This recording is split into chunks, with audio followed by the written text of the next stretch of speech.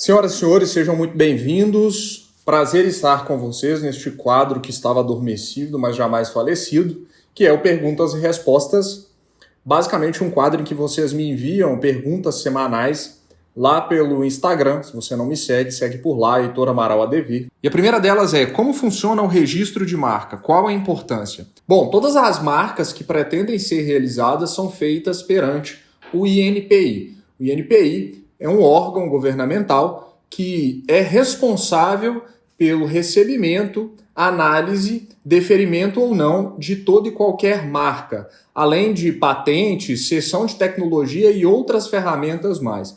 Por que é muito importante você registrar a sua marca? A marca é, de fato, a identidade daquilo que você constrói.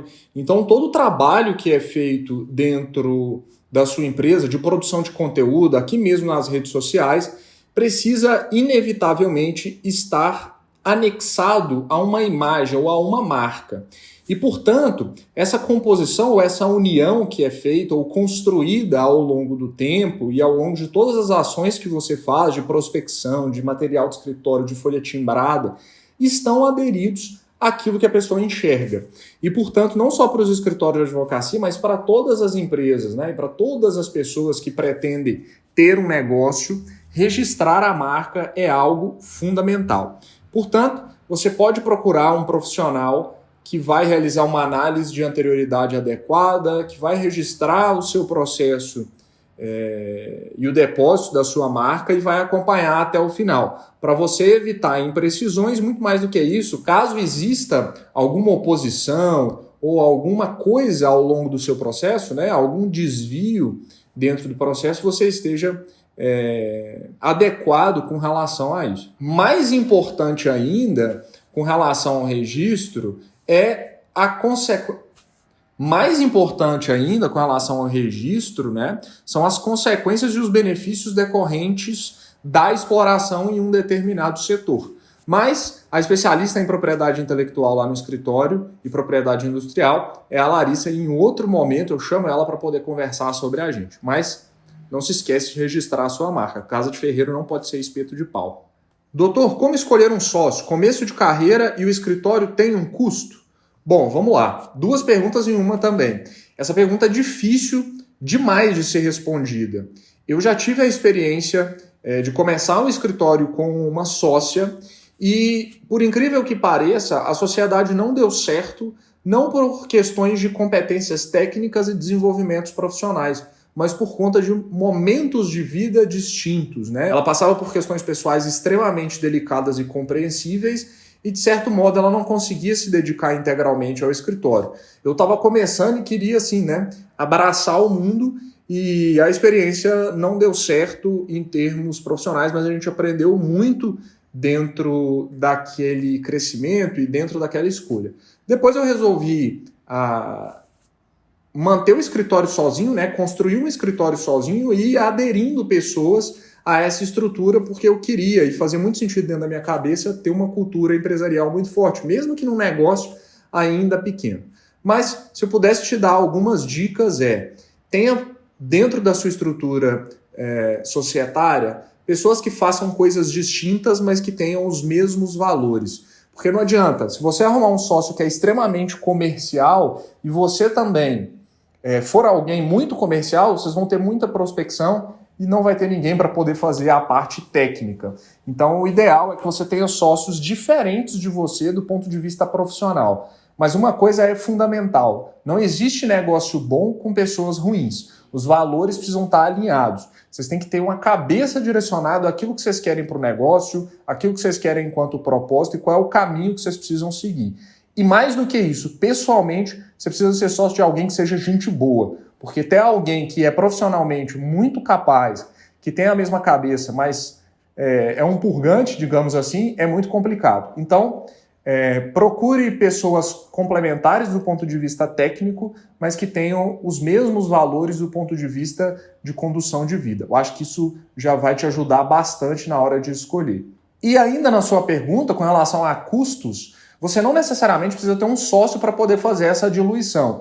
Existem vários caminhos pelos quais você pode reduzir o seu custo fixo no início, mesmo dividindo uma sala com um colega, ter alguém ali para tirar as dúvidas, né? Dividir esses anseios iniciais sem necessariamente ser sócio. Então pode fazer uma coisa combinada, ir para um coworking de repente para tentar fazer essa redução, porque de fato eu acredito que esse passo de assumir uma sociedade completa, né, dividir honorários, dividir custos, dividir tudo, seja um passo bem importante e que precisa ser amadurecido dentro de uma estrutura de tempo e propósito. Mais uma pergunta aqui. Quais técnicas podemos utilizar para atrair uma carta mais empresarial, uma carteira de clientes mais empresariais?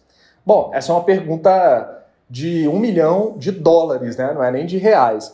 Mas eu acho que algumas posturas ou algumas ideias dentro da estrutura de marketing do seu escritório são importantes.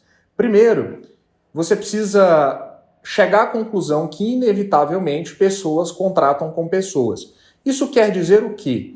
Não adianta você fazer uma prospecção fria. Em algum momento, você precisa estabelecer um contato com a pessoa que é responsável pela contratação ou pela pessoa que é responsável, pelo menos, em influenciar a decisão de contratação dentro das empresas.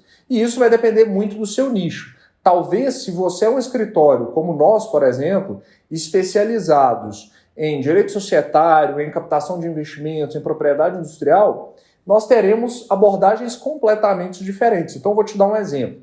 Se você quer prospectar registros de marca ou registros de software no INPI, a pessoa que você precisa atingir, ou seja, a linguagem que você precisa empregar, por exemplo, nos seus conteúdos, é completamente diferente de uma linguagem que nós empregaremos quando a pessoa que nós queremos atingir são os sócios da empresa, que buscam fazer captação de recursos, que precisam de um advogado societário, que querem entender um pouco mais sobre os mecanismos de retenção de talentos, enfim, isso é muito variável. A sugestão inevitável hoje em dia, no meu ponto de vista, é a produção de conteúdo, não só em redes sociais. Eu acredito que uma produção de conteúdo sólida, ela engloba mais ferramentas de entrega. Então, se você cria um bom artigo, por exemplo, se você cria um bom vídeo, se você cria eventos online através de lives, um conteúdo de qualidade, e faz todo esse conteúdo chegar naquelas pessoas que precisam de algum modo, essa é uma forma de criar uma carteira um pouco mais empresarial. No meu ponto de vista, uma abordagem muito simplista, né, muito didática, enfim, com ferramentais que vêm sendo utilizados e são muito bons para pessoas físicas, aqui no Rio, enfim, em todos os lugares, servem menos para poder chegar até uma determinada empresa. E eu não estou dizendo que se você fizer dancinha você não vai ter cliente empresarial. Não é absolutamente isso. Eu só acho que você precisa definir quem é o seu cliente em potencial e aí criar uma linha para poder alcançá-lo. Então, eu sei que a resposta é meio vaga, mas é porque a pergunta também precisa ser um pouco mais esmiuçada. A gente precisa evoluir nessa ideia. Mas, sem dúvida alguma, eu acho que essa cabeça de geração de conteúdo, de desenvolvimento de pertencimento e comunidade dentro dos escritórios é algo que eu acho que a gente está anos-luz atrás de empresas que vêm fazendo isso com muito mais qualidade. Então, separa lá um determinado orçamento, mesmo que seja no início, de R$100, de R$50, para você, de repente, contratar um designer para fazer uma arte bonita para aquele conteúdo que você vai produzir com qualidade, para você treinar um pouquinho a parte de redação publicitária, né, que é importante. Então, mas eu sou advogado.